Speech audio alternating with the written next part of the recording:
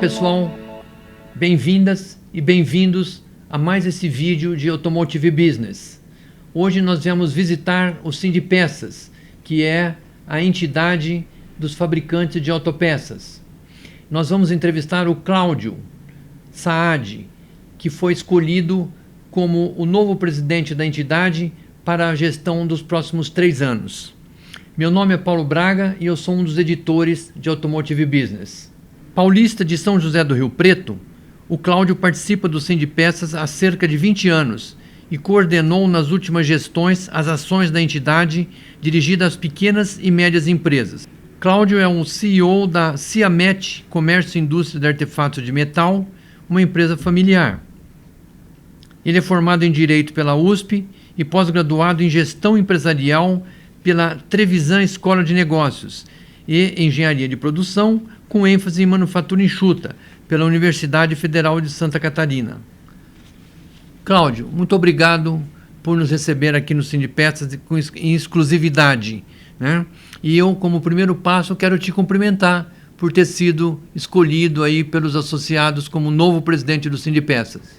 Muito obrigado, Paulo. É um prazer receber sua visita aqui. De fato, essa entrevista é a primeira entrevista que eu vou dar como presidente do Sindipeças.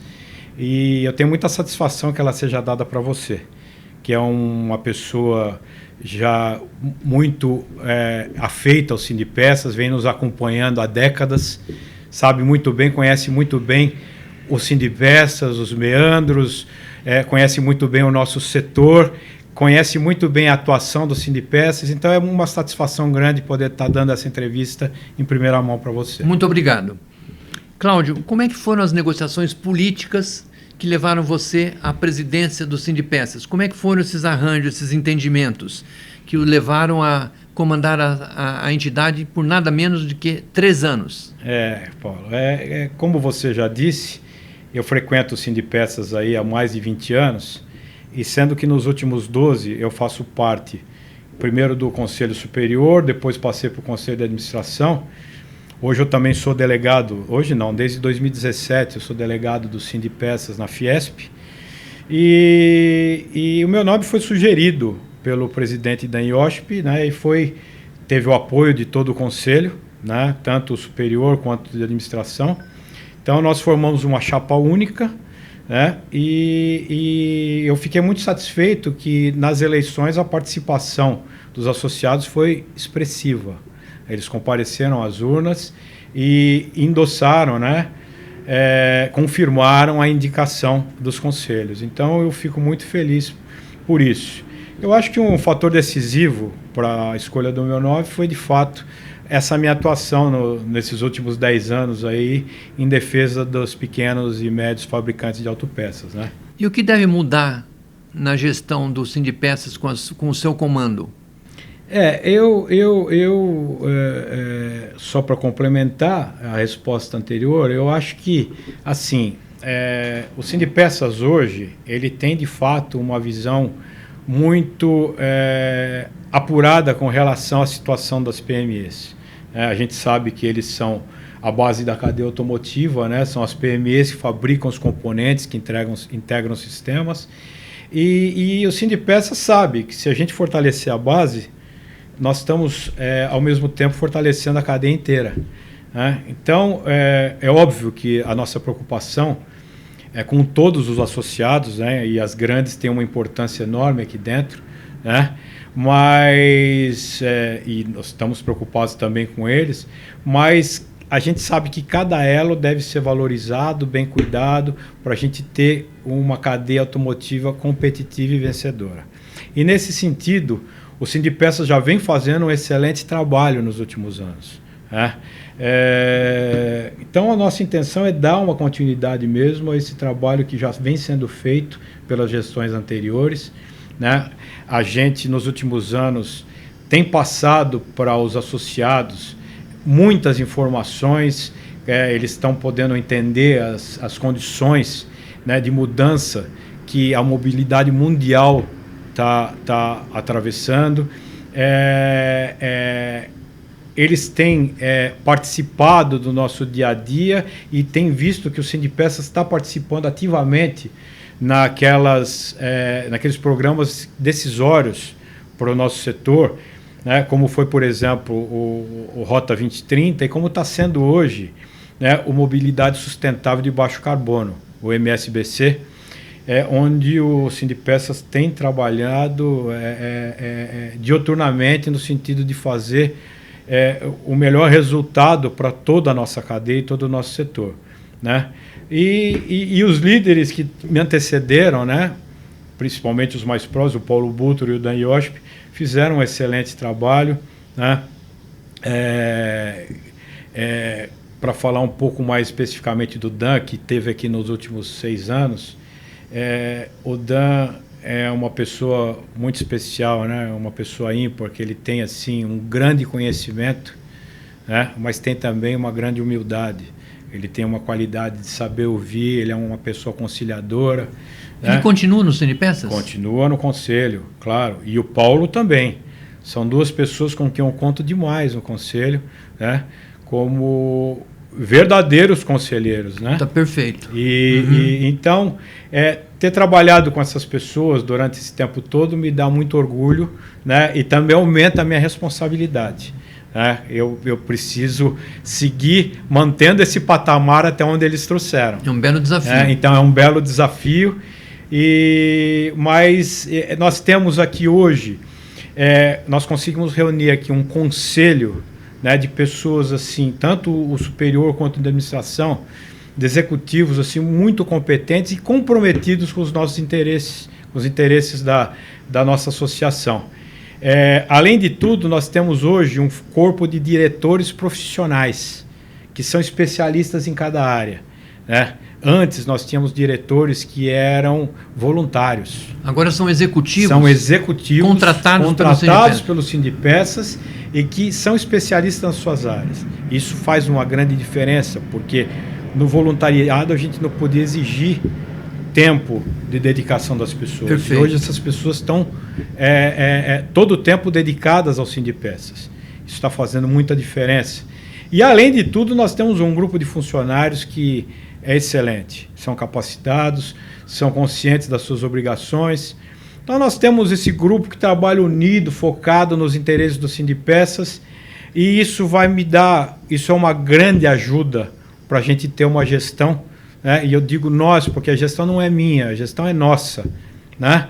Uma gestão vencedora que possa enfrentar e superar esses desafios que você bem colocou, de manter o nível como veio até agora. Então, a gente pretende, Paulo, dar uma continuidade ao excelente trabalho, eu me permito dizer isso, que vem sendo feito até agora.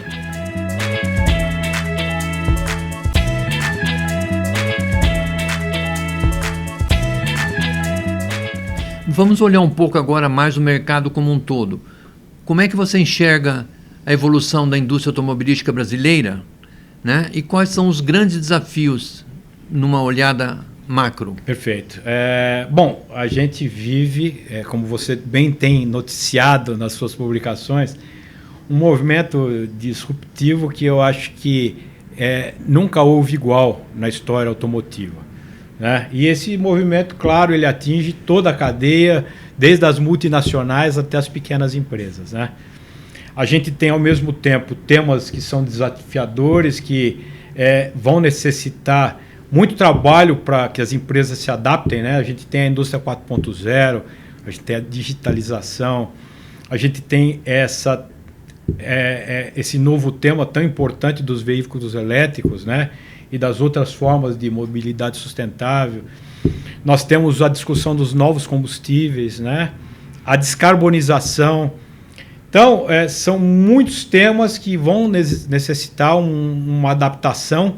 E, por outro lado, a gente tem também os problemas que surgiram aí, principalmente por conta da pandemia nos últimos anos, né?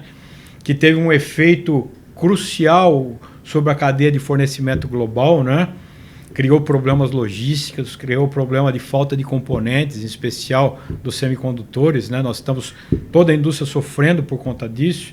E mais recentemente tivemos esse conflito do leste europeu, que aumentou sobremaneira a inflação mundial, né? Não só no Brasil, mundial. E nesse contexto, a gente está vendo aqui que no nosso setor, as montadoras elas têm reduzido a produção por conta dessa falta de componentes, né? Isso criou impactos negativos no resto da cadeia, os programas de fornecimento foram diminuídos, né? Principalmente na área de leves. Você vê, Paulo, que nós tivemos agora, no mês de março de 2022, o pior março dos últimos 18 anos. Teve uma redução muito drástica na oferta, né? Agora, nós estamos verificando que pode haver também uma redução na demanda, né? Então, tudo vai depender de como as coisas vão andar, né? Vamos torcer para que isso não ocorra, né? Mas existe essa possibilidade no horizonte, como você bem sabe. E tudo isso faz parte dos debates que acontecem no Cinepeças no dia a dia, Sem dúvida, sem dúvida.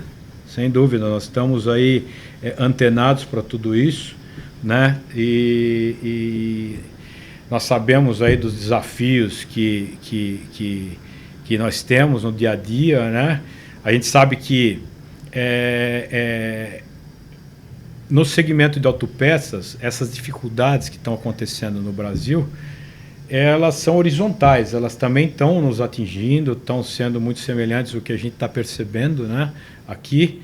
E a gente tem que manter, eu acho que o principal ponto hoje é de atenção, né? A gente tem que, principalmente, ficar atentos para não perdermos produtividade.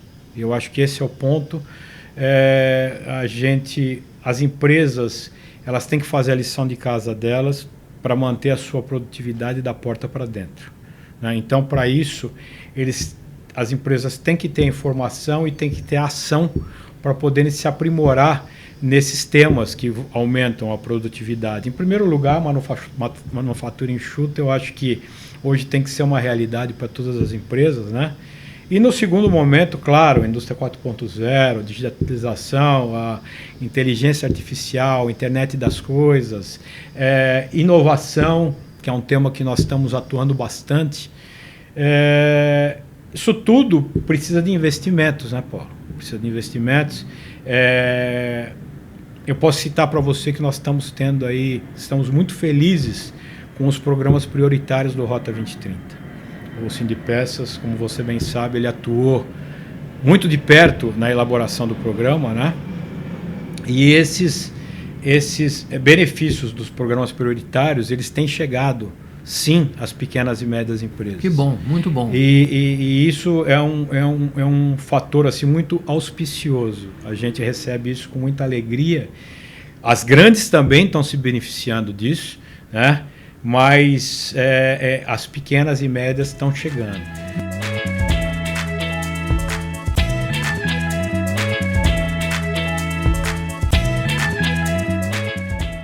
Como é que o setor tem enfrentado a pandemia?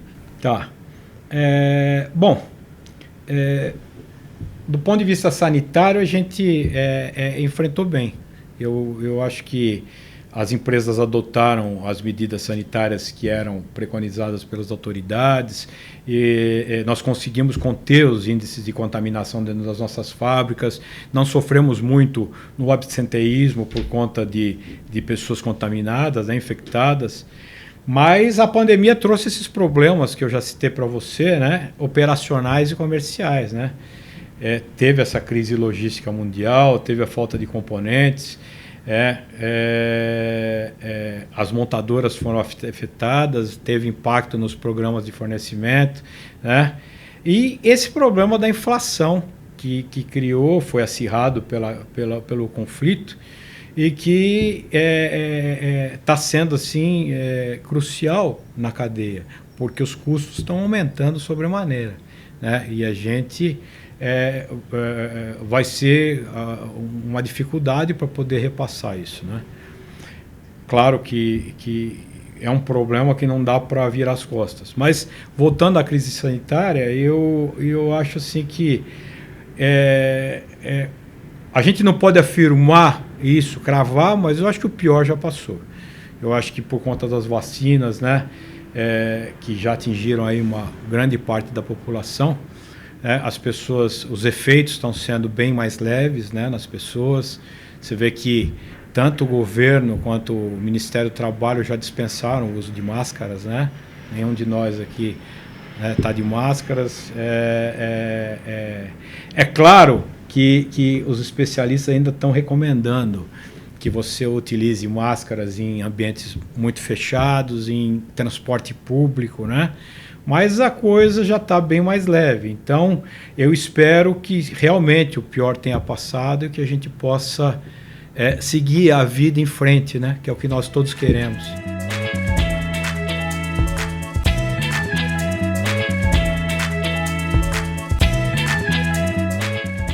Voltando mais para o dia a dia das preocupações do setor, a descarbonização e a alteração da matriz energética no Brasil serão temas relevantes durante a sua gestão?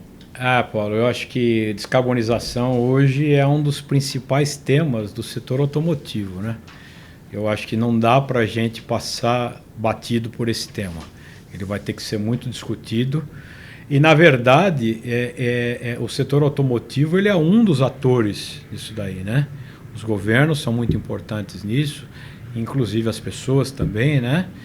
E o Sindipeças está participando, né, ativamente, como eu te falei, do MSBC, né, do Mobilidade Sustentável de Baixo Carbono, né, que é um movimento que foi criado em outubro de 2021. E para os nossos ouvintes que não sabem do que se trata isso, né, ele tem foco na redução das emissões de carbono na mobilidade rodoviária, né, em todo o ciclo de vida do veículo, e sejam quais forem as tecnologias e a fonte energética utilizadas. O importante é a gente reduzir a emissão de carbono, né? E no médio e longo prazo, a gente sabe que diversas rotas tecnológicas vão competir, né, vão buscar espaço, né, nessa descarbonização. E esse movimento, além do Sindipeças, ele tem como envolvidos e líderes a Anfávia, a Única, a SAE Brasil, a EA e a Academia. A Academia está conosco nesse trabalho. E nós temos aqui, Paulo, o Brasil tem, né, duas grandes vantagens competitivas quando a gente fala de descarbonização, que são o etanol, né, e o biometano, que pode ser produzido com bagaço de cana, o biogás e o biometano.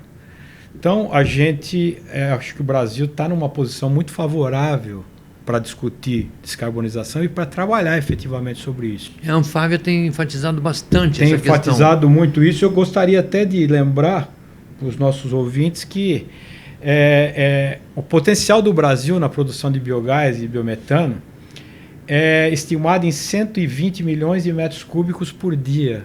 Para você ter uma ideia, esse número representa 4 vezes a capacidade do gasoduto Brasil-Bolívia, que produz 30 milhões de metros cúbicos por dia. Isso equivale a 44% do consumo de diesel no Brasil, né? E você vê que com relação à emissão de CO2, equivalente por quilômetro, o Brasil um veículo flex no Brasil, que o veículo flex representa hoje 85% da frota de veículos leves que rodam aqui no Brasil, um veículo emite 46 gramas por quilômetro. E um híbrido, aqui no Brasil, usando etanol, apenas 29 gramas. Para você fazer uma comparação, um veículo na Europa, né, elétrico, a bateria, ele emite 122 gramas. Nós estamos bem nessa questão. Por quê? Porque ele utiliza o carregamento de energia produzido na Europa. Perfeito. Que a gente sabe que é através de termoelétricas, muitas movidas a carvão, né? E esses veículos elétricos, então, o veículo médio 122 gramas, o elétrico 92. Então, nós estamos bem mesmo. E você vê que também, com relação à concentração de material particulado, é importante a gente divulgar esses dados para as pessoas que estão nos ouvindo. Você vê, a OMS, ela preconiza um máximo de 25 microgramas por metro cúbico de área de concentração de material particulado leve, né? Você vê que curioso, das 50 cidades mais poluídas do mundo, das 50 primeiras, todas são na Índia. Nossa. Todas são na Índia. E lá, enquanto a OMS preconiza 25 microgramas de metro cúbico por área, de área, lá eles têm uma média de 135, Paulo. Entendeu? E São Paulo, que tem 20 milhões de habitantes, 8,5 milhões de veículos rodando, produz 16 microgramas. Muito menos do que a OMS. E a gente sabe por que é isso. Porque em São Paulo, 64% da gasolina tem etanol. Entendeu? Você vê que não é à toa que a Índia se sensibilizou com esse tema do etanol e eles agora estão fazendo uma movimentação lá para produzir etanol.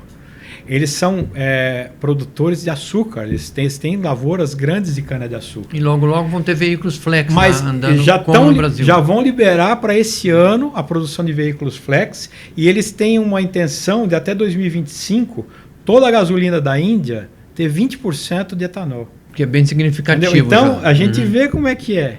E a gente tem um outro ponto que eu gostaria também de citar, eu não queria passar batido por isso, que é que alguns especialistas vêm falando dos problemas da bateria no carro elétrico, que a gente vai ter que passar por isso também, que eles dizem que pode haver um problema sério na frente, porque é o seguinte, ninguém pensou nisso até agora. Uma bateria média de um carro elétrico, ela pesa em torno de 450 quilos. Para você produzir isso, você tem que extrair e processar 227 toneladas de movimentação de terra e mineração. Né?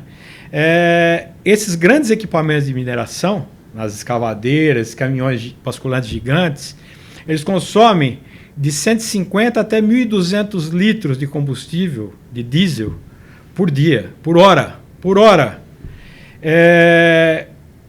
Então, a gente vê que essa conta aí, dependendo da fonte de eletricidade, né, a sustentabilidade dos carros elétricos pode ter efeitos mais danosos. É um ponto de vista muito interessante, esse pouco discutido. Para o meio ambiente do que a extração do petróleo. Pois é. Entendeu? E a gente vai ter que passar por isso também.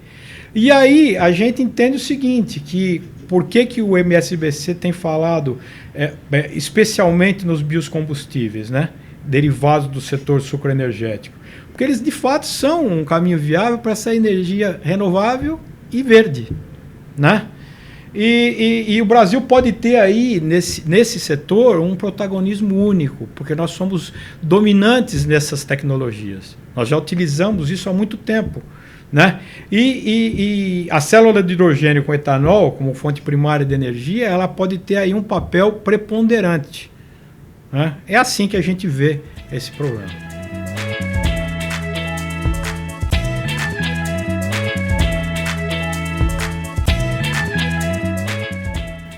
Você tem um encontro da indústria de autopeças aí em junho, próximo mês de junho. E haverá um painel para demonstrar a visão de países asiáticos sobre a evolução da indústria automobilística. Por que isso entrou em pauta? Perfeito. Bom, a gente, nas edições anteriores, nós já tivemos 2 edições do encontro, em 2019 e em 2021. Em 20 nós não tivemos por conta da pandemia. E a gente pôde ouvir nesses 2 encontros as posições dos representantes da Europa, dos Estados Unidos, do México, da Argentina, inclusive da Índia. Agora a gente quer conhecer a visão desses representantes dos países asiáticos, né? Afinal de contas, eles respondem por 40% da produção mundial de veículos. E eu acho que é importante a gente ouvir o que eles pensam. Nós vamos ter presentes aqui representantes da Japia, que é o equivalente ao Sindipeças no Japão, da McKinsey na China, da Hyundai Mobis da Coreia do Sul. E a nossa palestra magna do encontro, ela vai ser proferida pelo CEO da Toyota na América Latina e no Caribe, que é o Masahiro Inoue, né? E com a presença também do Rafael Chang, que é o presidente da Toyota aqui no Brasil. O tema vai ser a descarbonização e a alteração da matriz energética segundo a visão da Toyota. Então, a gente está muito preocupado em trazer esse tema para os debates, né, e trazer isso ao conhecimento, principalmente dos nossos associados e dos fabricantes de autopeças como um todo, não só quem é associado, porque se encontra aberto para todos, né, para que eles possam refletir sobre os desafios que a gente vai ter que enfrentar com relação a esses temas.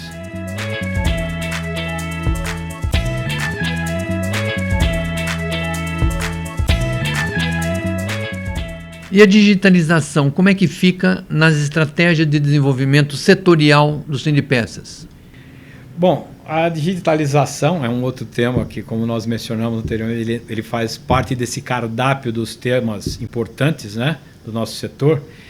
Ele é uma ferramenta que é fundamental para você reduzir desperdício, otimizar processos, aumentar a vantagem competitiva, aumentar a produtividade. E para isso, a gente tem que saber usar as ferramentas-chave. A pequena e média empresa está pronta para isso? Eu acredito que eles ainda não estão, mas eles estão no caminho. E esse é um dos desafios do Sindipeças, envolver a pequena e média empresa para que eles possam chegar lá. Essa vantagem do machine learning, né, dessas máquinas que pensam sozinhas, ela é crucial, né, e vai fazer a diferença no futuro. Vai fazer a diferença do ponto de vista de produtividade. A gente sabe, Paulo, que o cenário da indústria 4.0 aqui no Brasil, ele ainda não é muito animador, né? A Fiesp fez um estudo recente e verificou que no Brasil essas áreas-chave da quarta revolução industrial, elas ainda têm pouca relevância, né? Como, por exemplo, o Big Data, a Internet das Coisas, a inteligência artificial. Mas a nossa expectativa é que isso vá aumentando, essa sensibilidade para essa necessidade vá aumentando a médio prazo, para que as empresas possam aderir a isso. Especialmente as pequenas e médias. Especialmente as pequenas e médias, que ainda estão num início de processo com relação a isso, e as grandes já estão trabalhando nisso, né? As grandes já estão trabalhando nisso, elas já recebem os inputs lá das suas matrizes para fazer esses trabalhos. Então, a gente tem apresentado esse tema para todos os associados, né, em vários fóruns que a gente promove, né, principalmente focados para as pequenas e médias empresas. E nós criamos, né, um programa que é o Inova Sindipeças, que depois eu espero ter condições de falar um pouco mais sobre ele para você, que tem trazido isso de uma forma bem abrangente para os nossos associados. E você vê que não é à toa que o tema de digitalização ele vai fazer parte de um dos painéis do nosso próximo encontro de autopeças.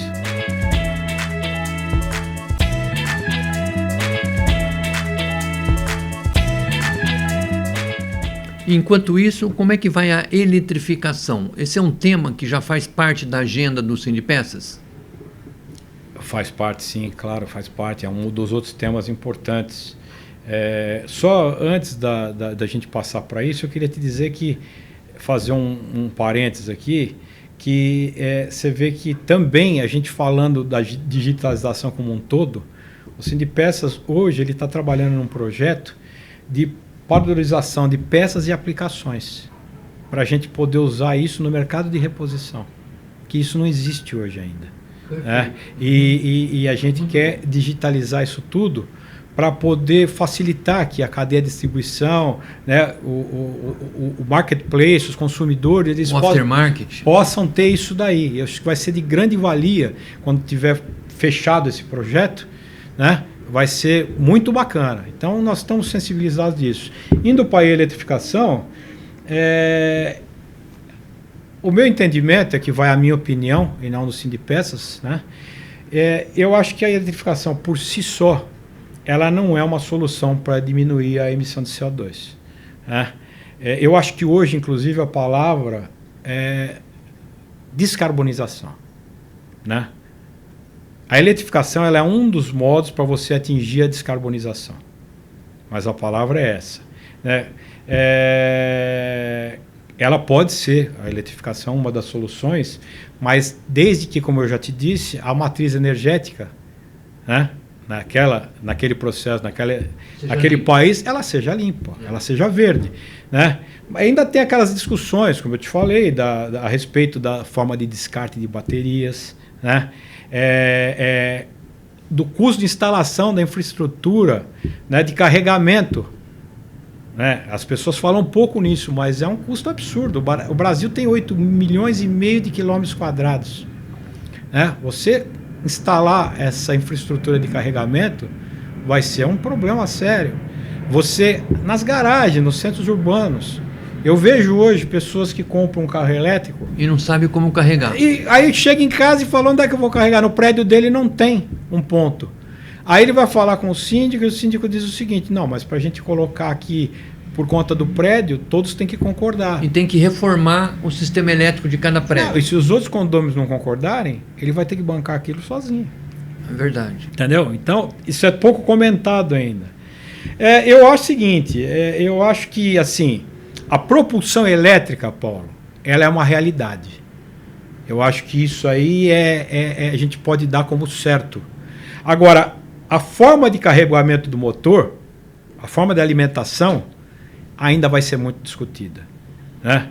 E eu acho assim que a eletrificação ela vai conviver com outras matrizes, principalmente com a hibridização, né? Eu acho assim que cada uma dessas matrizes ela vai ser aplicada em percentuais diferentes em cada região, né? E agora eu vejo assim que no Brasil, né, a gente está ficando cada vez mais claro que a gente vai ter um campo muito grande de crescimento dos híbridos com célula de combustível a hidrogênio, né?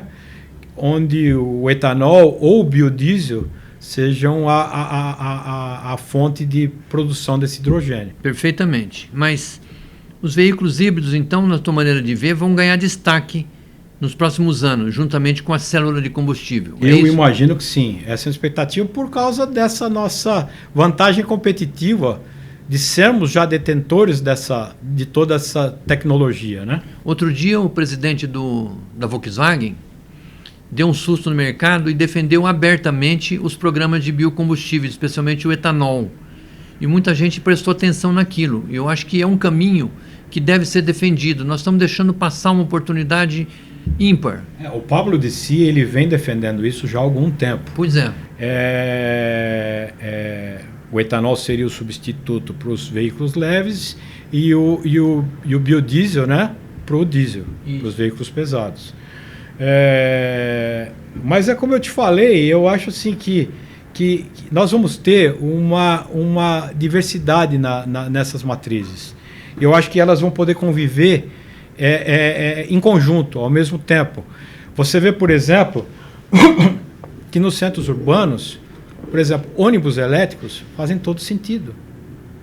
Fazem todo sentido no centro urbano. Na Europa você tem isso? Isso, né? Aqui temos até alguns já também, né? Mas, então eu acho que vai haver uma mescla de soluções, que eu acho que cada um vai adaptar isso por regiões, conforme a sua especialidade. E é por isso que a gente imagina que no Brasil o híbrido com essa célula de combustível movida a etanol vai ter um caminho, porque nós já temos essa especialidade.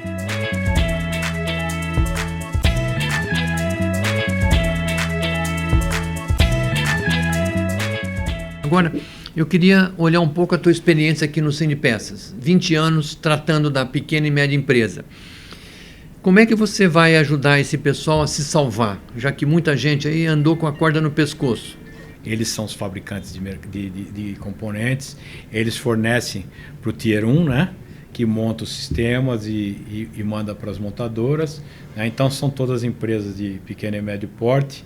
Como eu te falei, eles são a base da nossa cadeia, né? E a gente tem trabalhado assim, já nos últimos anos, muito forte nesse sentido. Hoje o Sindipeças ele valoriza demais. Hoje não, eu acho que sempre mais das gestões do Paulo Buttori para cá, a gente começou a dar um enfoque especial nisso, porque é quando a gente vê aquilo de que o elo mais fraco da cadeia ele dá a força da cadeia, né? A gente vê que as PMEs precisam realmente de um carinho especial, né? E foi por isso que eu dediquei o meu trabalho nesse sentido. Eu já estou nesse setor há 32 anos. Eu fui para a nossa empresa. A nossa empresa foi fundada em 1959, né, pelo meu pai. Ela completou agora, em abril, 63 anos de existência. E ela é uma PME. Eu estou lá desde 1990, 32 anos. Então, nesses 32 anos, eu vivi na minha pele os desafios da PME, né, no meu dia a dia. Então, eu conheço muito desse mundo e posso falar com muita propriedade a respeito disso. E eu vejo, como eu frequento o Sindipeças há mais de 20 anos, né, quase 25, eu vejo como isso foi evoluindo, essa preocupação dentro do Sindipeças, né? Nós criamos aqui, por exemplo, na gestão do Paulo Buttori, o Instituto Sindipeças de Educação Corporativa, né, que muito poucas associações têm uma coisa desse tipo, né, que ele atua diretamente na qualificação, né, dos colaboradores das empresas associadas, principalmente as PMEs. E você tem tido sucesso com esse programa, não tem? Muito, muito, porque sempre as PMEs sempre tiveram uma dificuldade para se qualificar. E a gente percebeu isso, né? Porque para você trazer pessoas de fora para fazerem isso, especialistas, é caro. O Sindipeças tem feito isso com preços muito abaixo do mercado, entendeu? E está dando essa condição. O Sindipeças tem juntado turmas, o Sindipeças tem feito, por exemplo, ensino à distância, que a pessoa pode estudar à noite, fora do horário de trabalho. Isso tem sido um grande sucesso. A gente faz treinamentos em company, as empresas, onde eles podem formar uma turma e várias pessoas já são qualificadas ali juntos. Inclusive, a gente pode misturar algumas empresas, né? Isso é muito bacana. A gente escolhe uma empresa e pega 3, 4 empresas que mandam funcionários e faz uma turma ali. E você vai ter lugar para tudo isso na nova sede do Sindipeças? Vamos ter, nós estamos preocupados já com isso. Na nova sede nós temos uma sala de treinamento, como a gente tem aqui. Mas a gente tem verificado que o ensino à distância e o treinamento em company, eles têm feito um grande sucesso. E nós pretendemos explorar isso cada vez mais. Nós criamos também aqui, já na gestão do Paulo Buto, do Dan, não do Paulo, um grupo de mentoria, que eu não sei se você conhece esse grupo. Nós pegamos aqui ex-executivos sêniores, né, do nosso setor, que sempre frequentaram o Sindipeças e se aposentaram, e nós formamos esse grupo de mentores, onde eles dão aconselhamentos, né, sobre temas pontuais para os principais executivos das empresas. E as pequenas e médias empresas têm se utilizado muito disso, porque o pequeno e médio empresário ele é muito solitário no poder, Paulo. Ele muitas vezes não tem com quem trocar ideias, debater, entendeu? E às vezes ele precisa de uma pessoa com mais experiência para dar esse pontapé final nele para ele tomar a decisão, né? E os mentores têm ajudado muito nisso. Eu não conheço nenhuma outra associação no Brasil que tenha uma coisa desse tipo. E é gratuito. Isso é uma coisa gratuita. Esses ex-executivos, eles fazem isso voluntariamente. Eles estão devolvendo para o setor o que eles ganharam. É muito bacana isso. É muito bacana essa iniciativa. Foi uma iniciativa de um grupo, mas que foi muito liderada pelo Dan Yosp, né? E está sendo assim muito legal, né? O próprio envolvimento do Sindipeças nos programas prioritários, como eu te falei, né, ele tem trazido também para essas PMEs essa oportunidade delas terem esse avanço tecnológico, né, delas ganharem conhecimento, delas começarem a entrar por esses caminhos de digitalização, né? E a gente tem um programa do Senai, que é o Hands-On, que a gente apoiou muito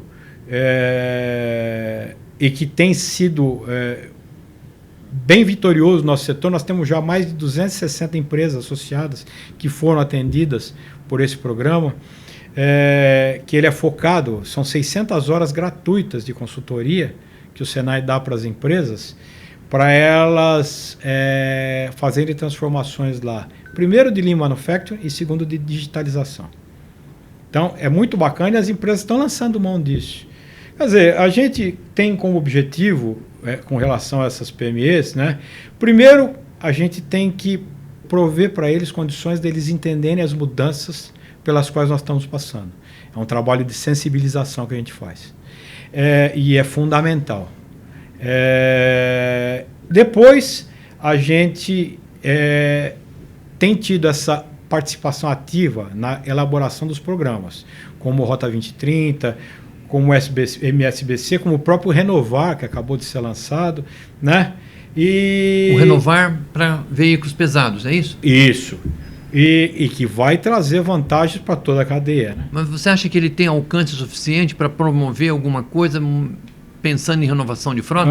Eu gostaria de falar com você sobre o Renovar num capítulo específico. Perfeito. Porque eu tenho bastante coisa para falar sobre isso. Vamos guardar tempo para isso depois. Mas para a gente poder fechar aqui, eu acho assim que esse trabalho do Sindipeça é de estimular essas PMEs a aderirem a essa agenda de competitividade, inovação, né? Através dos nossos programas, através da sensibilização, né? Ou seja, evitar com que essas empresas fiquem paradas no tempo e fiquem defasadas. Agora, as práticas ESG, do meio ambiente, sustentabilidade e governança, isso chega até a pequena e média empresa, essa discussão? Então, ou é para as grandes? Não, eu acho assim, as grandes, como a gente sabe, esse processo sempre vem assim, ele sempre passa primeiro pelas grandes, depois vai descendo pela cadeia. E está chegando lá? A gente já viu isso muitas vezes, a gente viu isso com os sistemas da qualidade, né?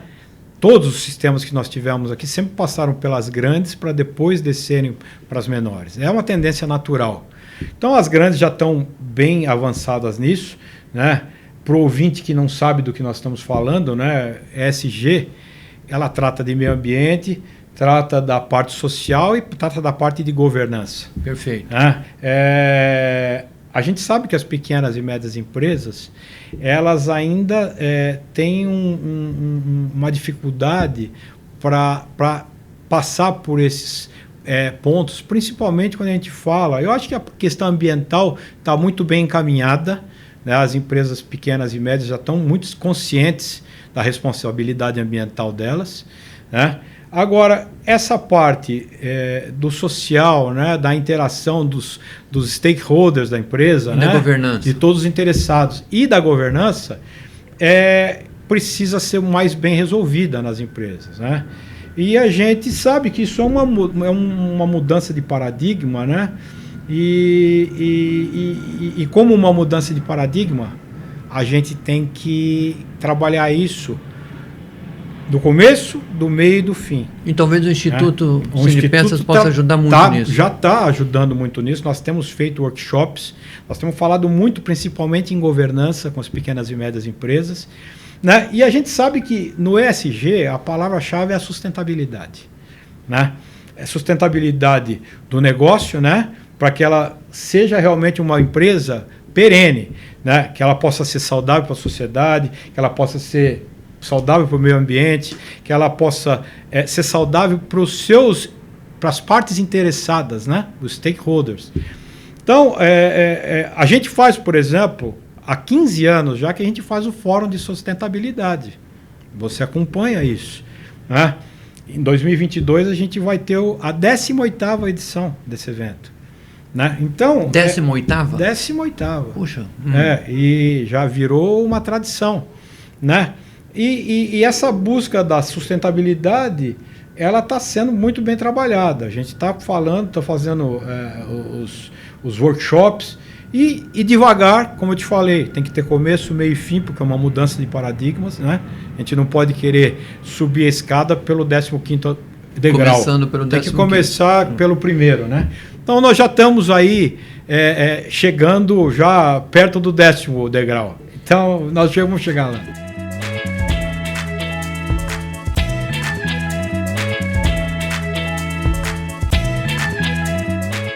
Eu queria olhar um pouco para o Rota 2030, que a gente chegou a falar alguma coisa muito rapidinho. Você entende que o setor de autopeças está tendo alguma vantagem com o Rota 2030 ou está sendo só um observador? Não, como eu acabei de te falar, os programas prioritários estão sendo cruciais para nós, estão sendo muito importantes e o Sindipeças teve uma atuação direta nisso, né, na criação desses programas prioritários. A gente defende a continuidade do Rota 2030, que hoje ainda não é certa, né, infelizmente, mas a gente acha que deve continuar. Inclusive, a gente defende que o Rota 2030 seja horizontalizado para todos os setores. Porque se ele está sendo bom para o setor automotivo, certamente ele vai ser bom para as outras cadeias de fornecimento dos outros setores. Então a gente entende que isso deveria virar, sim, uma política industrial nacional, entendeu? E ser horizontalizado. A gente acredita muito nele, a gente tem esperanças que sim, ele seja continuado. É uma ideia a ser defendida. Muito. E a gente tem que lembrar para os ouvintes que o Rota 2030, né, ele defende, né, que, falando especificamente sobre a cadeia automotiva, né, ele quer evitar, ele quer criar formas da gente superar dificuldades que a gente tem hoje, como defasagem tecnológica, como risco de transferência do P&D para outros centros, né? A perda de investimentos no país com isso, né? Utilizar a nossa capacidade ociosa, então aumentar a escala, né, de produção, né? Manter o conhecimento sobre as tecnologias aqui dentro, não perder esse conhecimento. Então, você vê que são intenções muito justificáveis e nobres, né? E que poderiam ser utilizadas para os outros setores, né?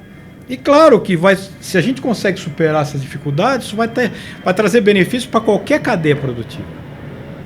Nós começamos a falar um pouco sobre o programa chamado Renovar. Falamos muito rapidamente dele. Você vai apostar nesse programa? Então, você está falando numa coisa que é uma luta, não só do Sindipeças, mas desde 2000, ou seja, há 22 anos, que a Anfávia, a FenaBrave, CNT, junto com o Sindipeças, propõe a renovação de frotas. Então, essa medida provisória a gente entende assim como uma coroação de um esforço conjunto. Um primeiro passo ainda. Antigo, de todos os setores envolvidos. É um primeiro passo. Agora a gente precisa esperar o decreto que vai regulamentar, a medida. Mas a gente acredita e torce muito para que isso dê certo.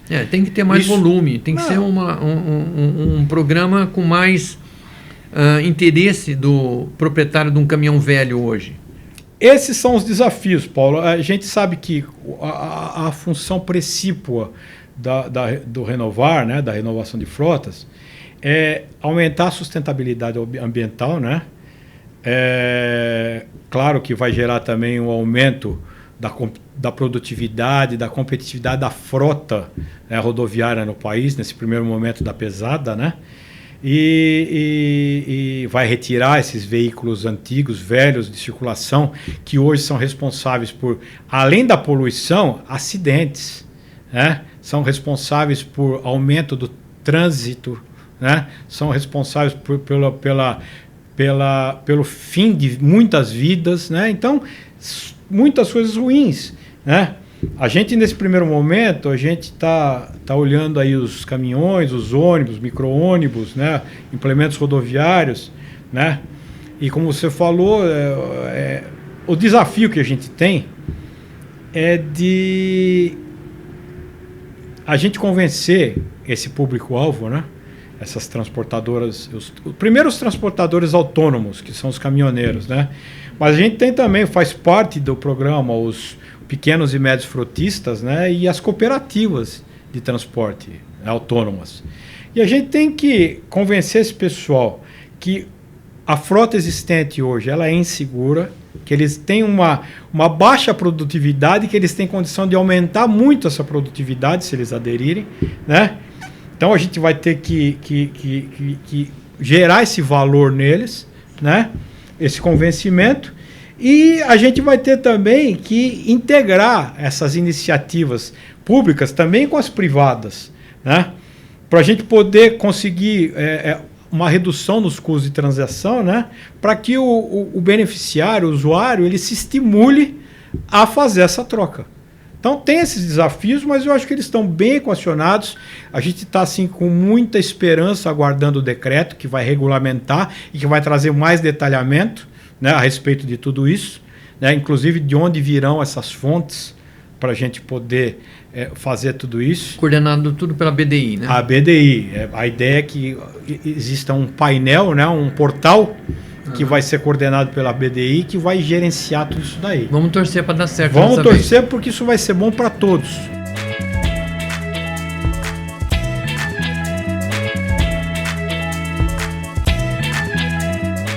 Haverá novos investimentos no Brasil?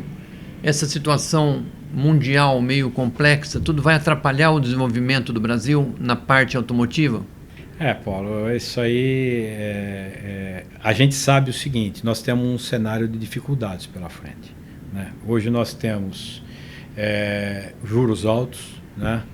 Hoje nós temos assim, dúvidas com relação ao equilíbrio fiscal a longo prazo do Brasil, né? Hoje nós temos uma inflação que ainda não conseguiu ser controlada, né?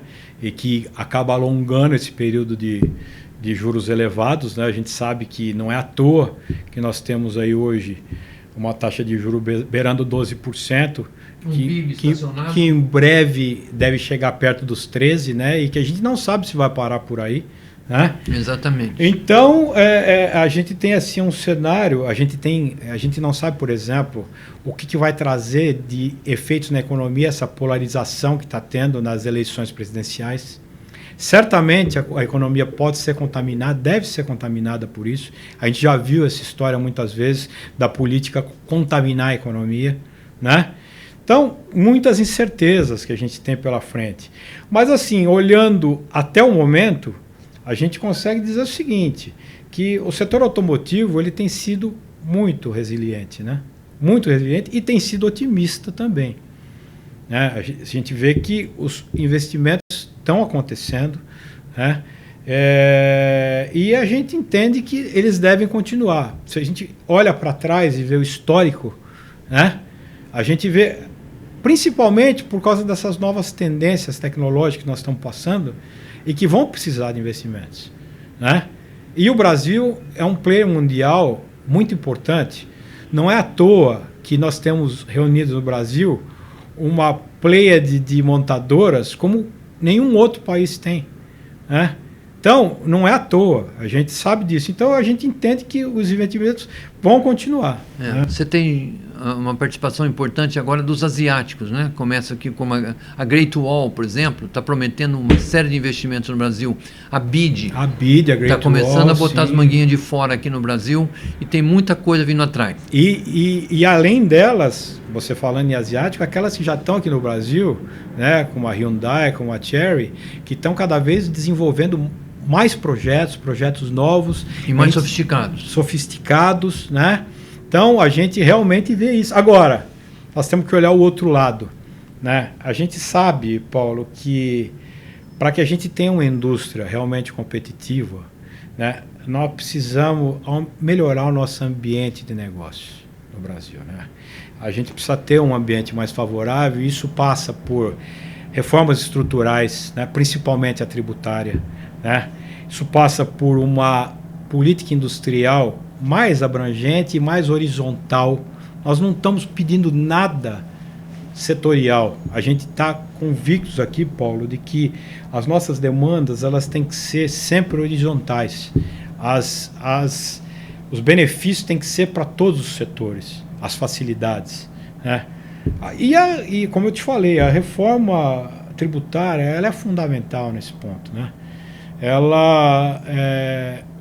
Nós não podemos continuar mais nessa toada que a gente vem trazendo até agora, em que as nossas empresas têm esse custo de administração de tributos altíssimo como nós temos.